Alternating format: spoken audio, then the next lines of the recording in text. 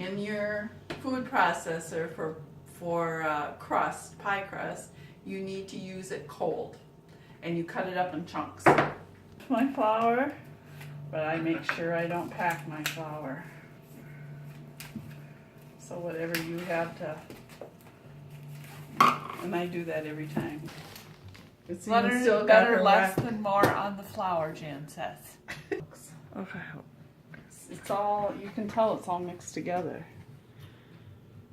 Okay. So it really means cold water. You don't want just lukewarm water. And I just do it this way so I can scoop it in near 5 tablespoons. Look at that. Now mine is really yellow because of my farm eggs. Yours won't be this yellow. Oh wait, okay. Wait, you don't want to just pat it around. You want to squeeze it. You want to squeeze it. You have to do that with sour cream cookie dough too. Why? Why are we squeezing it? Get it really mixed in. Your pat flour in. And I have a flour. This is why you don't want your dough too dry to start with, because you're always working more flour in. Okay, this is my method. Okay, because I used that up. I put a little more on. My crust is going to go all the way out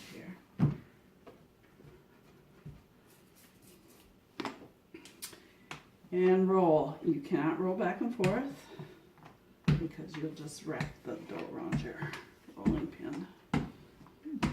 And all that? I do try to keep them round, just, you know, to some extent. Okay.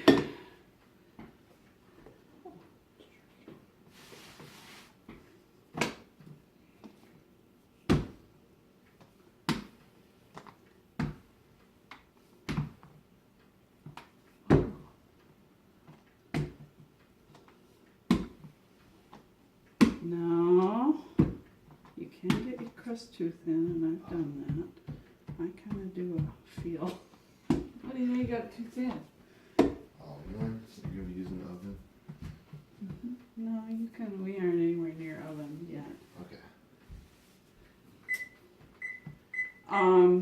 What? No, not you. Well, just feel. You can feel this side thicker than this side. You can feel it. Oh yeah. What So does that mean? if I'm gonna try and make it bigger, obviously I'm gonna go over here. I'm not super fussy about that. If you get it too thin, it's just hard to handle. Okay. Okay, we're gonna do this one step at a time. Actually, I don't want that. Did you put anything on the pie tin? Nope. Make sure you get all this. This is just how I transport it. Ah.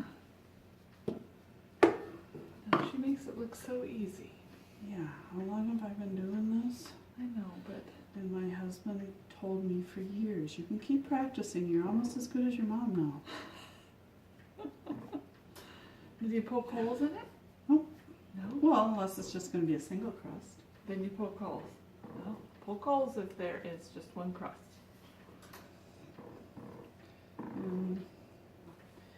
Okay, so now I would mix up my center. So, you know, Okay, so I started with Okay, go. 6 to 8 Haralson apples, depending on their size. I do this until I'm satisfied. You I put don't know flour what else to in the tell. apples? Yeah. Well, something has to suck up the juice. Oh. Otherwise, it's still gonna run over. I've never made an apple pie that didn't run over. So you're not measuring any of this? Yeah. I start out with a cup, but I never put a cup in. I put in this very scant cup of sugar. Actually, I probably put in about 3/4 of a cup.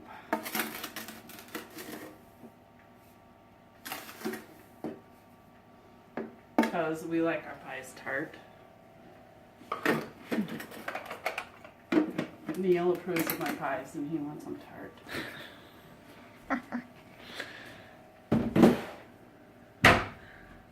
Good quality cinnamon. I buy mine in bulk. Where from? acorns. Okay, I do this until I'm satisfied.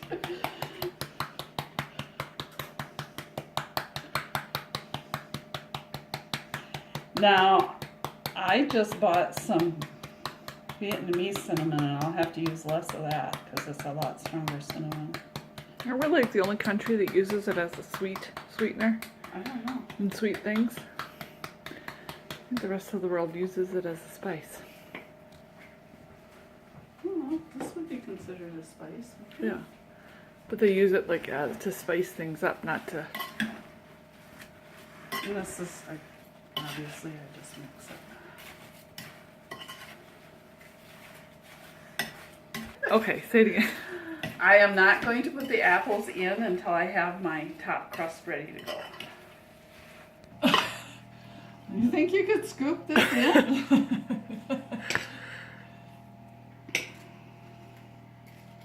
I never knew you put flour in there. Do you do that when it's like apple crisp too? I fix that apple crunch that I make. Yeah. I fix it just like this. I like all my cinnamon. So. When I was young baking with my mom could hold on to a bowl like this and do all the scraping, and I couldn't wait to grow up and be able to hold a bowl like that. I've never been able to. My hands are smaller than hers.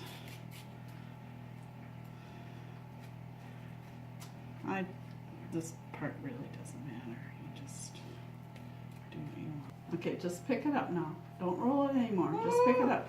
Now make sure you've overlapped on that side, and then you should just, not too much, because we don't have that much spare. There you go. Okay, we got that little gap over here, so sometimes you can't do this. Sometimes all you do is rip your crust when you do that. All right. Now, it feels like we're going to use all this crust. Oh, Brian's not gonna like that. We're going to roll that up, and I just go around and roll it up. And try to tuck it, and then I come back and do a little pinch. Okay. So you want the bottom rolled. Theoretically, you're going to seal in your juices. I've never baked an apple pie that didn't run over. But your grandfather used to say if they don't run over, they're not good. Oh, geez, my nails. There's not maybe as much crust over here. That's all right. Roll it. Roll it into the pie. Well, yours looks way better than mine. Well, you're just pushing it down. Just roll it for now. Where's what? And if there's a ton of crust, I just trim it off. But there isn't a ton extra on this one.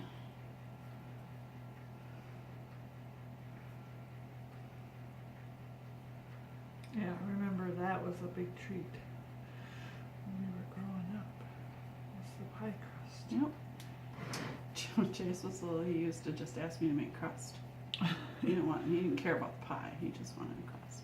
Now I would go back and I just do a pinching thing.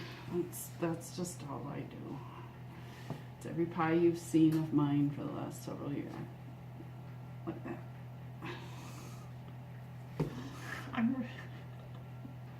You are not timid about anything. Why are you timid about this? I don't want to screw it up.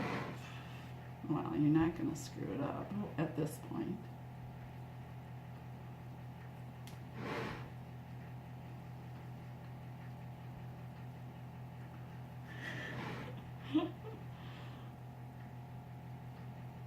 There's not as much crust. Yeah, there's not Oh, as geez, much I there. gotta cut my nails before I do this. Okay.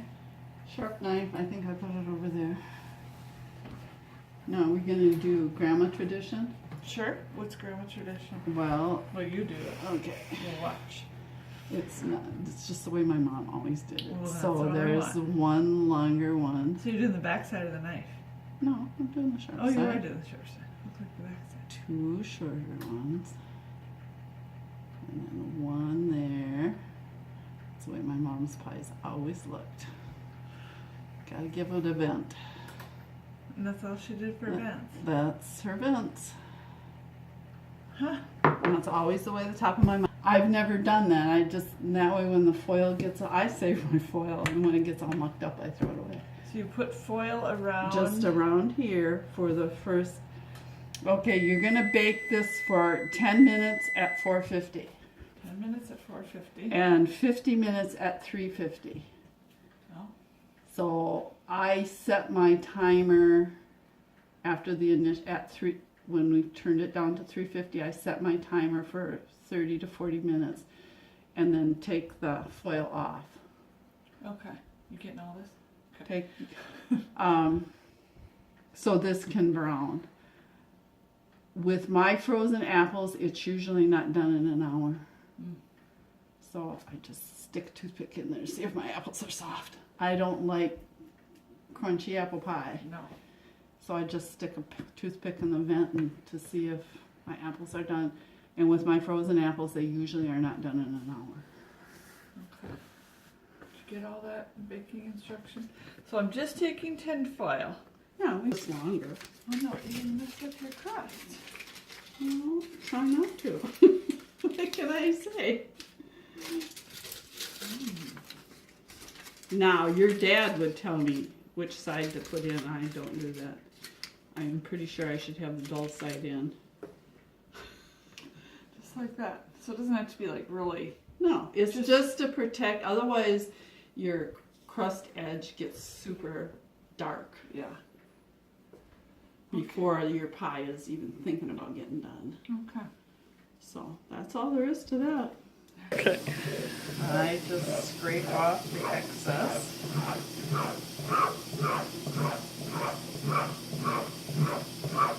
Because it's usually only in the center. And then I take it outside and shake it.